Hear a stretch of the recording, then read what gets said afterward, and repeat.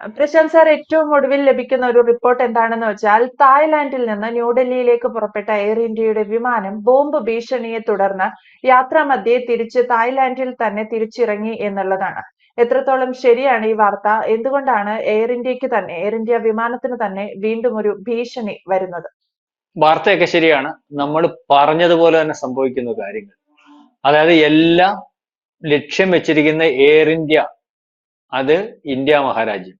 അതായത് വളരെ കാലം കൊണ്ട് എയർ ഇന്ത്യക്കെതിരെ ഖാലിസ്ഥാൻ ഭീകരവാദികളുടെ കെയർ ഓഫിൽ എയർ ഇന്ത്യയിൽ ബോംബ് വെക്കും, എയർ ഇന്ത്യയിൽ ബോംബ് വെക്കും എന്ന് പറഞ്ഞിട്ട് ഉള്ള വാർത്തകൾ വരുന്നതായിരുന്നു. അതിനുശേഷം ബോംബ് എയർ ഇന്ത്യയിൽ വെക്കുന്നു, നമ്മുടെ പല ട്രെയിനുകളിൽ വെക്കുന്നു, തന്ത്രപ്രധാന സ്ഥലങ്ങളിൽ വെക്കുന്നു. ഈ ബോംബ് ഭീഷണികളെല്ലാം പരിശോധിക്കുമ്പോൾ വ്യാജമാണെന്ന് വരുന്നു, അല്ലെങ്കിൽ അത്തരത്തിലില്ലെന്ന് പറഞ്ഞ് ഇത് വരുന്ന സോഴ്സുകൾ കണ്ടെത്താൻ പറ്റുന്നില്ല. സോഴ്സുകൾ കണ്ടെത്തിയാൽ തന്നെ അവരെ ഐഡന്റിഫൈ ചെയ്യാൻ പറ്റാത്ത ഒരു അവസ്ഥയിലേക്ക് കാര്യങ്ങൾ പോകുന്നു. തന്ത്രപ്രധാനമായിട്ട് ഇത്തരത്തിൽ വിമാനങ്ങൾക്കും അല്ലെങ്കിൽ തന്ത്രപ്രധാനമായ സ്ഥലങ്ങൾക്കുമൊക്കെ ബോംബ് ഭീഷണി ഉണ്ടെന്ന് വരുത്തി ഈ ബോംബ് ഭീഷണിക്ക് അത്ര വിലയില്ലാതെ വരുന്ന ഒരവസരത്തിൽ ഒരു ഓപ്പറേഷൻ നടത്തി ഇതുപോലെ ട്രെയിനിലും ഒരുപക്ഷെ വിമാനത്തിലും നമ്മളുടെ തന്ത്രപ്രധാനമായ സ്ഥലങ്ങളിലുമൊക്കെ നടത്തുവാൻ വേണ്ടിയുള്ള തയ്യാറെടുപ്പുകൾ ആണോ ഇത്? അല്ലെങ്കിൽ അത്തരത്തിൽ തയ്യാറെടുപ്പുകൾ വിജയിച്ചോ എന്ന് കഴിഞ്ഞ ദിവസത്തെ അല്ലെങ്കിൽ വിമാന പൊട്ടിത്തെറിയിൽ നിന്ന് നമുക്ക് പഠിക്കേണ്ടിയിരിക്കുന്നു.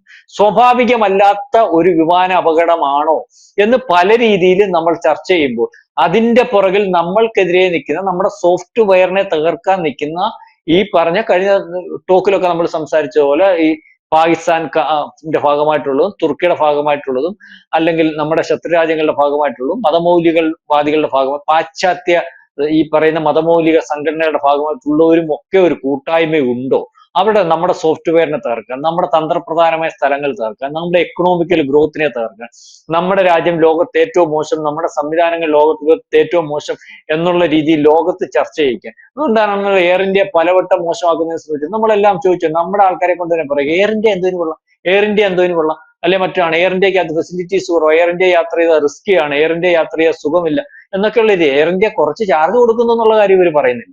ചാർജ് കൊടുക്കുന്നതിനനുസരിച്ചുള്ള ഫെസിലിറ്റി കുറവാണെന്നുള്ള കാര്യം ഇവർ പറയുന്നത്. അതുകൊണ്ട് തന്നെയാണ് നമ്മൾ കഴിഞ്ഞ ടോക്കിൽ ചർച്ച ചെയ്തത് ടോയ്ലറ്റ് ക്ലാക്ക് ഉണ്ടാക്കിയിട്ട് എയർ ഇന്ത്യ നാശമാക്കി, അല്ലെങ്കിൽ എയർ ഇന്ത്യ ഈ പറയുന്നത് പോലെ ലോകത്ത് കക്കൂസിൽ പോകാൻ പോലും അല്ലെങ്കിൽ മൂത്രമൊഴിക്കാൻ പോലും സംവിധാനം ഇല്ലാത്ത കാരണം കൊണ്ട് തിരിച്ചിറങ്ങേണ്ടി വന്ന വിമാനം എന്നുള്ള അന്ന് ലോകം മാധ്യമങ്ങളൊക്കെ ചർച്ച ചെയ്തു. അപ്പൊ എയർ ഇന്ത്യ ടാർഗറ്റഡ് ആയല്ലോ.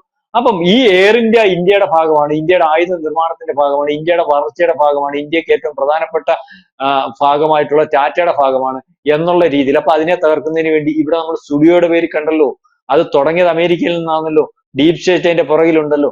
അപ്പം ഈ രീതിയിൽ ഇന്ന് തായ്വാനിൽ നിന്ന് കയറിയ വിമാനം ഇന്ത്യയിലേക്ക് ഇന്നലെ ഒരു സ്ഫോടനത്തിന് ശേഷം എയർ ഇന്ത്യ എന്ന് പറയുന്ന വിമാനം സുരക്ഷിതമല്ല, ഇന്ത്യയുടെ വിമാനം സുരക്ഷിതമല്ല എന്ന് ലോകം മൊത്തം ചർച്ച ചെയ്യുമ്പോൾ ഇന്ന് തായ്വാനിൽ നിന്ന് ഡൽഹിയിലേക്ക് വരുന്ന വിമാനം ബോംബ് ബ്ലാസ്റ്റിൽ തിരിച്ചിറക്കേണ്ടി വരുന്നു. അതായത് അവിടുത്തെ പ്രോട്ടോകോൾ അനുസരിച്ച് അത്തരത്തിൽ ആരോപണം വന്നപ്പോൾ ആ വിമാനം തിരിച്ച് തായ്വാനിൽ ഇറക്കി അത് പരിശോധിച്ചുകൊണ്ടിരിക്കുന്നു.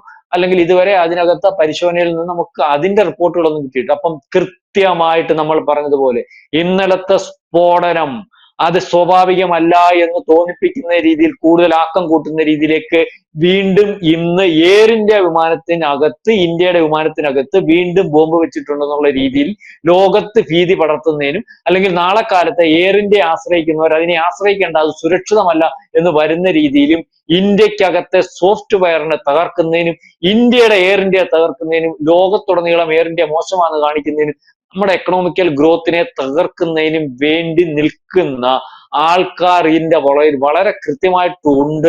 അത് അന്വേഷിച്ച് കണ്ടുപിടിച്ചേ മതിയാകത്തുള്ളൂ. ഈ സ്ഫോടനം സ്വാഭാവികമാണോ എന്ന് സംശയം കൂടുതൽ കൂടുതൽ ബലപ്പെടുന്ന രീതിയിലേക്കാണ് കാര്യങ്ങൾ പോകുന്നത്.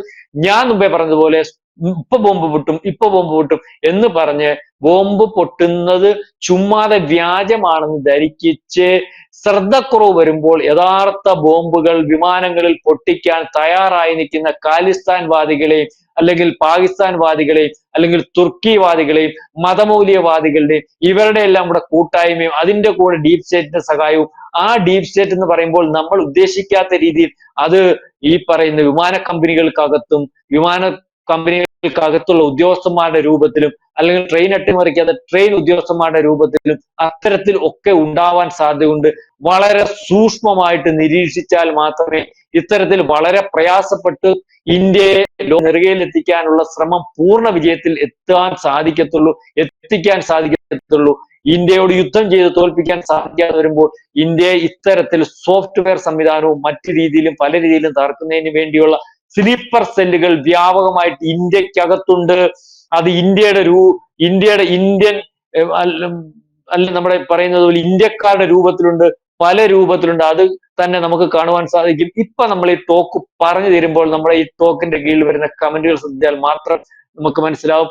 ഇന്ത്യക്ക് ഫേവറായിട്ട് അല്ലെങ്കിൽ പ്രതിരോധ സംവിധാനത്തിനകത്ത് നമ്മൾ കരുത്താർജിക്കുന്നു എന്ന് പറഞ്ഞാൽ അതിന്റെ കീഴിൽ വന്നിരുന്നത് പൊട്ടത്തരം പറയാതോ ഞങ്ങളൊക്കെ തിരക്കുന്നതാണെന്ന് ചർച്ച ചെയ്യുന്നവരെ കാണാൻ പറ്റും. അപ്പം ഇത് സഹിക്കാത്തവർ ഇവരുടെ ഇപ്പൊ നമ്മൾ ഈ പറഞ്ഞതുപോലെ ഇന്ത്യക്കെതിരെ നീങ്ങുന്നവരുടെ ഭാഗമായിട്ടുള്ള ഒരു ഇന്ത്യക്കകത്തുണ്ട്. ഒരുപക്ഷെ ഇന്ത്യക്കകത്തുള്ളതിന്റെ ഏറ്റവും വലിയ വേർഷനായിട്ട് നമുക്ക് കാണുവാൻ സാധിക്കുന്നത് നമ്മുടെ പ്രതിപക്ഷ നേതാവിനെ തന്നെയാണ്. നമുക്ക് എല്ലാം കുഴപ്പമാണ്, നമ്മുടെ സൈന്യത്തിന് കുഴപ്പമാണ്, നമ്മുടെ സംവിധാനങ്ങൾ കുഴപ്പമാണ്, സിന്ദൂരിൽ നമ്മൾ പരാജയപ്പെട്ടു, അല്ലെങ്കിൽ ഇത്തരത്തിൽ ഇന്ത്യയെ തകർക്കുന്നതിന് വേണ്ടിയുള്ള ഇന്ത്യ ആക്കം കൂട്ടുന്നതിനും അവരുടെ ബലം കൂട്ടുന്നതിനും അവരുടെ നേതാവായിട്ടും ഇതിന്റെ ഇടയ്ക്ക് ഒരുപക്ഷെ രാഹുൽ ഗാന്ധിയെ കൂടി പറയേണ്ടതായിട്ട് വരും. കാരണം അദ്ദേഹത്തിന്റെ പറച്ചിൽ ഏതായാലും എയർ ഇന്ത്യക്കെതിരെയുള്ള കൃത്യമായ ഒരു നീക്കം അത് ആഗോളതലത്തിൽ ദേശീയ തലത്തിലൊക്കെ നടക്കുന്നുണ്ട്. അതായത് ഇന്ത്യയെ തകർക്കുന്നതിന് വേണ്ടി എയർ ഇന്ത്യ ആദ്യം തകരണം, അതിനുശേഷം ഇന്ത്യയുടെ പല സംവിധാനങ്ങളും തകരണം. അതുകൊണ്ട് തന്നെയാണ് നമ്മൾ കഴിഞ്ഞ ടോക്കിൽ പറഞ്ഞതുപോലെ കപ്പൽ കൂടുതലായിട്ട് വരുന്ന വിഴിഞ്ഞത്ത് കപ്പൽ വരരുത്, ആ കപ്പൽ വരുന്നത് പൊട്ടിത്തെറിക്കും, കപ്പൽ അവിടെ മറിയും, കപ്പൽ കത്തും എന്നുള്ള രീതിയിലേക്ക് ഈ ലോകത്തെ കപ്പൽ നിർമ്മാതാക്കൾ അല്ലെങ്കിൽ പോർട്ട് നിർമ്മാതാക്കൾ കണ്ടം ചെയ്യേണ്ട കപ്പലുകൾ ഒരുപക്ഷെ ഇവിടെ കൂടെ വിട്ട് അതിനെ നശിപ്പിച്ച് ഇൻഷുറൻസ് മേടിച്ച് അതിന്റെ മാലിന്യങ്ങൾ ഇന്ത്യയിൽ തള്ളി കേരളത്തിൽ തള്ളിപ്പോകുന്ന ഒരു അവസ്ഥയിലേക്ക് കാര്യങ്ങൾ അല്ലെങ്കിൽ അത്തരത്തിലുള്ള ഒരു അന്വേഷണവും അത് വരുന്നുണ്ട്. അതായത് എല്ലാ രീതിയിലും നമ്മുടെ സോഫ്റ്റ്വെയറിനെ, നമ്മുടെ സംവിധാനത്തെയും നമ്മളെയും ഒക്കെ ആക്ഷേപിക്കുന്നതിനും തകർക്കുന്നതിനും വേണ്ടിയുള്ള നീക്കത്തിന്റെ ഭാഗമാണ് ഇന്നലത്തെ സ്ഫോടനത്തിന് ശേഷം വീണ്ടും എയർ ഇന്ത്യ കുഴപ്പമാണെന്ന രീതിയിലേക്ക് ബോംബ് സ്ഫോടനവും അല്ലെങ്കിൽ അത്തരത്തിലൊക്കെയുള്ള നീക്കങ്ങളും അത്തരത്തിലുള്ള പ്രചരണം എന്ന് നമ്മൾ വിചാരിക്കേണ്ടി വരും.